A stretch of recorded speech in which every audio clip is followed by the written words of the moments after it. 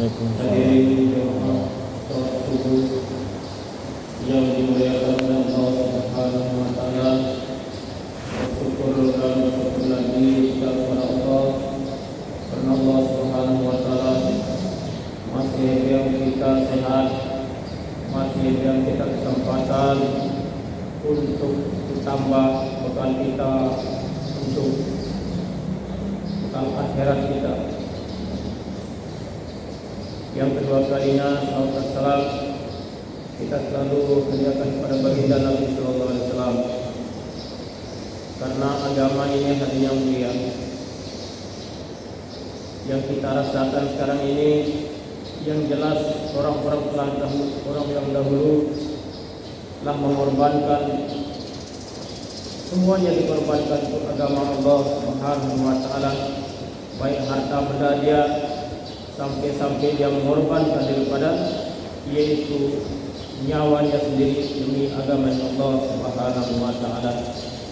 Kita dimudahin oleh Allah Subhanahu wa taala pada saat dia mengajak manusia taat kepada Allah, mengajak manusia ke jalan yang benar, yaitu dia terlalu menawarkan daripada kalimat-kalimat thayyibah kepada orang-orang kafir dahulu yang mulia.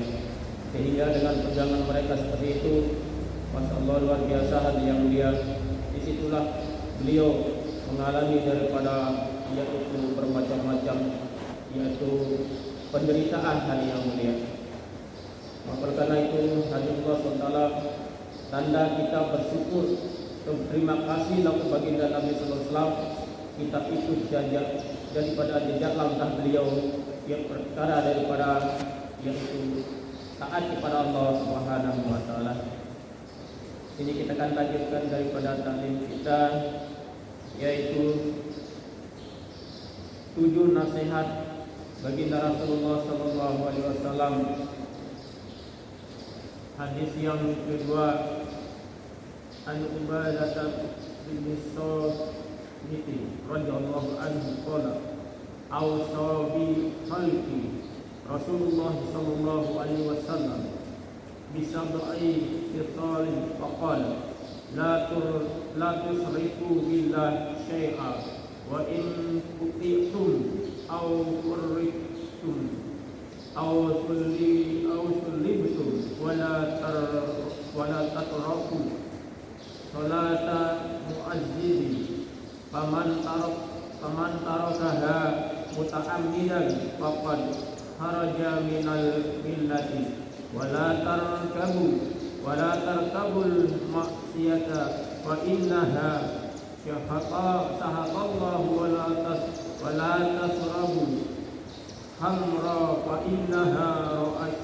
innaha ra'sal haqaiya kulliha. Dari Sayyidina Ubadah bin Samit radhiyallahu anhu, ia berkata, kekasihku baginda Rasulullah sallallahu alaihi wasallam berwasiat kepadaku dengan 7 hal. 4 di antaranya adalah: 1. Janganlah menyekutukan Allah Subhanahu wa taala dengan apapun, walaupun kamu dipotong-potong, dibakar ataupun disalib. Yang kedua, janganlah meninggalkan sholat dengan sengaja, karena barang siapa sengaja meninggalkan sholat, sungguh ia telah keluar dari agama. Menurut jumhur ulama Ahlus Sunnah wal Jamaah, maksudnya ialah keluar dari amalan agama, bukan bermakna dia sudah bukan seorang muslim. Faidah, Sayyidina Abu Darda radhiyallahu anhu juga meriwayatkan hadis yang sama. Ia berkata, kekasih saya baginda Rasulullah sallallahu alaihi wasallam menasihati saya, 1. Jangan menyekutukan Allah Subhanahu wa taala dengan apapun, meskipun kamu dipotong-potong dan dibakar. Yang kedua, jangan sengaja meninggalkan sholat. Barang siapa sengaja meninggalkan sholat, sungguh Allah Subhanahu wa taala akan melepasnya dari jaminan dia. Yang ketiga, jangan minum khamr, sesungguhnya itu kunci segala keburukan. Itulah hadirin yang dimuliakan oleh Allah Subhanahu wa taala. Di sini yang telah dijelaskan oleh baginda Nabi sallallahu alaihi wasallam bahwa 7 nasihat daripada baginda Rasulullah sallallahu alaihi wasallam, yaitu nak sampai kita menyekutukan Allah dalam arti kita hadinya mulia meminta selain daripada Allah. Contoh hadis Allah Subhanahu wa taala, ulah-ulah kubir-kubir yang dikatakan kubir keramat atau satu pohon yang besar, intinya selain daripada Allah, itu yang dikatakan jangan sampai kita menyekutukan Allah dengan yang lain. Adik kedua, nak sampai kita tinggalkan adik singin solat, karena saya sengaja meninggalkan solat, termasuk dia sudah keluar dari agama dalam arti dia keluar daripada amalan-amalan agama. Adik kedua, janganlah bermaksiat, karena maksiat itu adalah menyebabkan murkanya Allah Subhanahu wa taala. Dan adik keempat adalah nak sampai itu minum barang-barang keras yang memabukkan hati yang mulia, karena itulah kunci daripada segala maksiat. Hadirin yang dimuliakan Allah Subhanahu wa taala, sampai hadirin Allah Subhanahu wa taala di sini dikatakan intinya kita nak sampai kita hadirin Allah Subhanahu wa taala yaitu tergelincir pada yaitu ada bisimin. Dikatakan di sini sudah jelas hadirin yang mulia, walaupun kita dibakar, katanya di sini hadirin Allah, walaupun kita dipotong-potong ataupun disalib, nak sampai kita menyekutukan Allah Subhanahu wa taala dengan yang lain hadirin yang mulia. Namun hari ini hadirin Allah Subhanahu wa taala terjadi di mana-mana hadirin yang mulia. Jangankan dia diancam seperti itu hadirin yang mulia.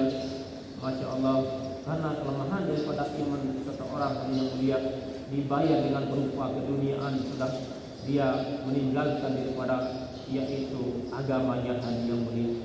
Maka karena itu hadirin yang mulia, alhamdulillah di kampung kita masih Allah SWT tapi mempertahankan daripada yaitu bagaimana diri kita betul-betul itu menunjukkan kepada Allah Subhanahu wa taala, kita betul-betul mengakui kepada Allah Subhanahu wa taala yang mulia. Karena itu Allah taala, mudah-mudahan dengan penjelasan di sini, mudah-mudahan kita selalu Allah Subhanahu wa taala, yaitu terutama daripada yaitu salat kita, yaitu terutama daripada salat berjamaah kita hadirin yang mulia. Karena salat berjamaah ini adalah yaitu perintah Allah Subhanahu wa taala dan sunnah baginda Nabi sallallahu alaihi wasallam.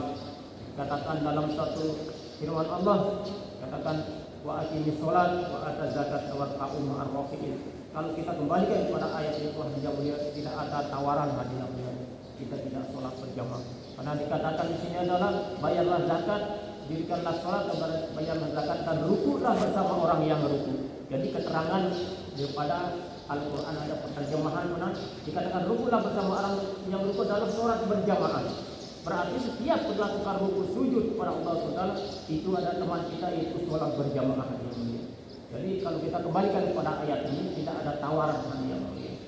Hadirin Allah SWT, mudah-mudahan Allah SWT memberikan kita kekuatan dan Allah Taala dan selalu kita taat kepada Allah Subhanahu wa taala, dan apa yang kita dengar kita niat kita amalkan dan kita sampaikan.